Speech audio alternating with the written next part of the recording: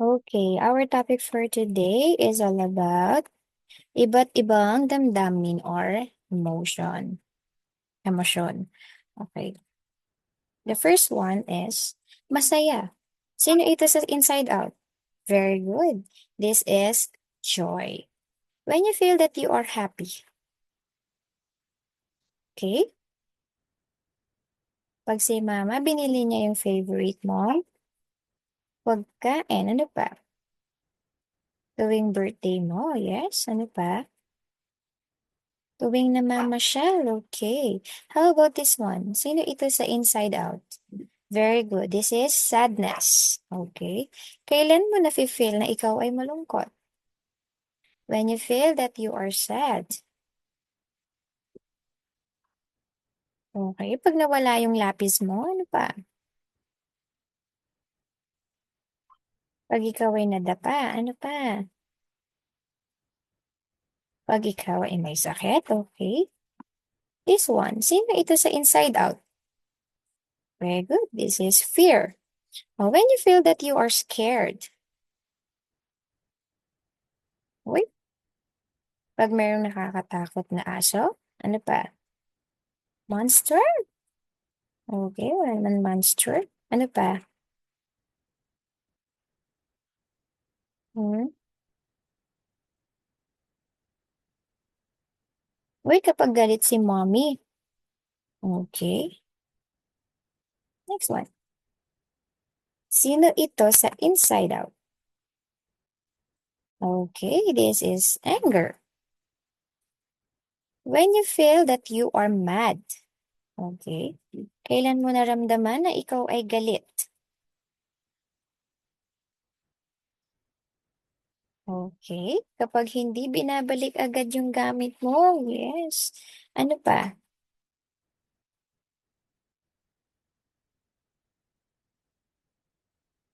Pag di mo nakukuha yung gusto mo?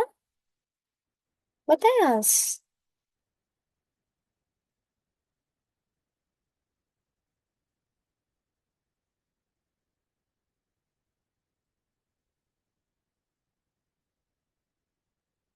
Pag, kapag hindi nagpapaalam. Ngayon, pag hindi nagpapaalam na kinuha yung gamit mo, yes, nagagalit ka. Okay, very good. So, this one. So, number one.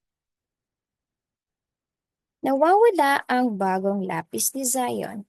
Ano kayang mararamdaman ni Zion dito na nawawala yung ang kanyang lapis? What's Zion feel? He lost his pencil. Okay, good job. Sadness. How about number two? Binili si Kira ng manika ng kanyang mama. Oh, ano kayang mafe-feel ni Kira? Kira's mom?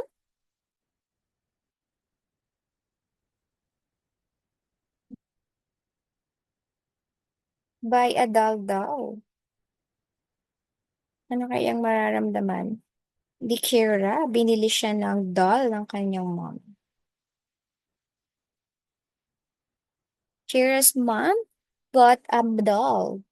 Bought a doll to Kira. Ano kayang mafe-feel ni Kira? Yes, magiging siyang happy. How about may asong mabangis sa inyong lugar? Oh, there's a dog outside. There's a fierce dog outside your house. What can you feel kaya? What will you feel?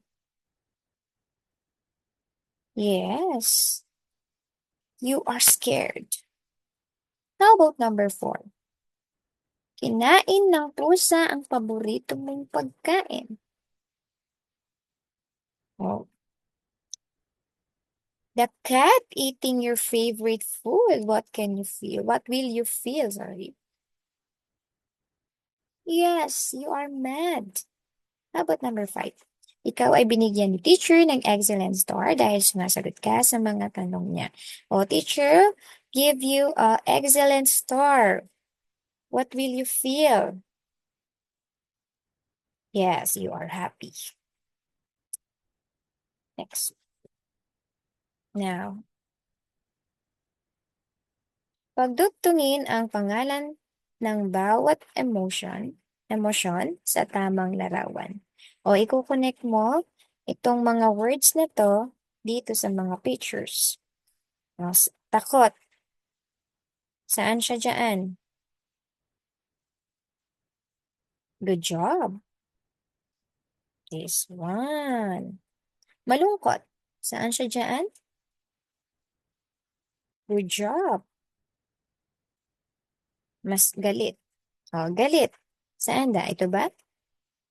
Okay, no. Saan? This one? Good job. How about masaya? Saan siya?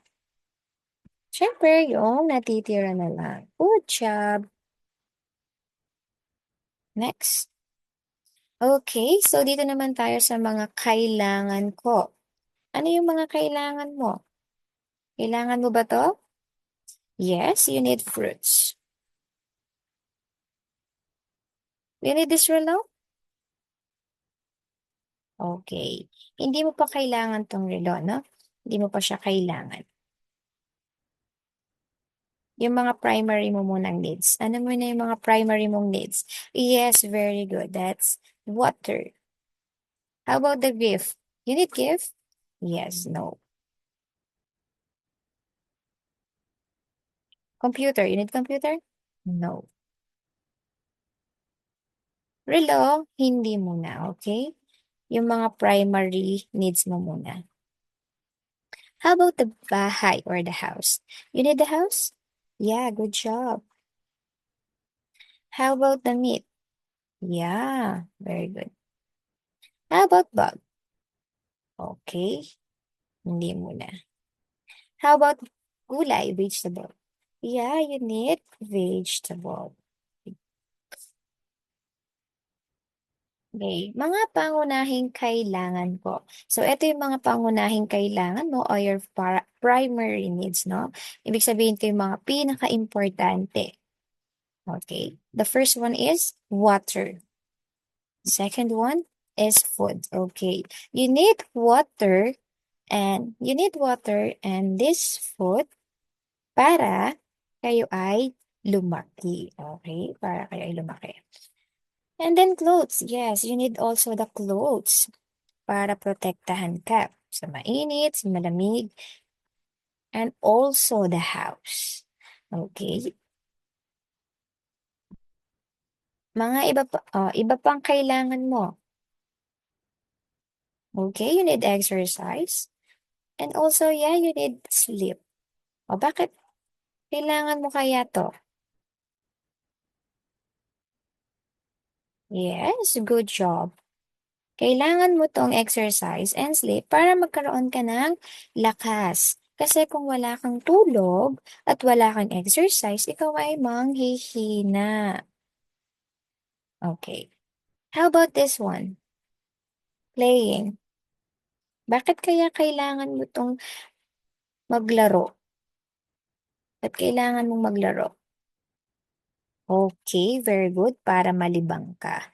And also yung paglilibang, pamamasyal. Yan. Importante sa atin yan para malibang tayo at magkaroon tayo ng panibagong experience or panibagong karanasan. Okay. Oh, how about this one? This is love. Okay? This is love. Siyempre, we need love from our parents, no? Oh, that's why you said to mommy, thank you, mommy. Thank you, daddy. Or say, I love you, mommy. Or I love you, daddy. Oh, pati din kay lola at kay lolo, syempre you say, I love you. And also sa mga ate at kuya ninyo. And also sa teacher, love din nyo kayo ni teacher. Love kayo ni teacher. You need love. Okay. So for your performance tasks, magpatulong sa magulang na gumupit ng larawan ng mga kailangan mo bilang isang bata. Idikit ang mga larawan sa kartulina. Ipakita at ipaliwanag ang inyong ginawa sa pamamagitan ng pagkuha ng video at ipopost ko ito sa ating page. O like for example, ano yung kailangan mo bilang isang bata? Okay? Food. Okay? Food and water. Bakit kailangan mo yung food and water? Ganyan lang sasabihin mo sa video. Okay. Like for example, I have cartolina here. And then ipipresent mo lang, kailangan ko po itong water at food para po ako ay lumaki. Kahit ganun lang. Simple sentence lang, or short sentence, I mean. Okay, that's all. That's the end of our lesson.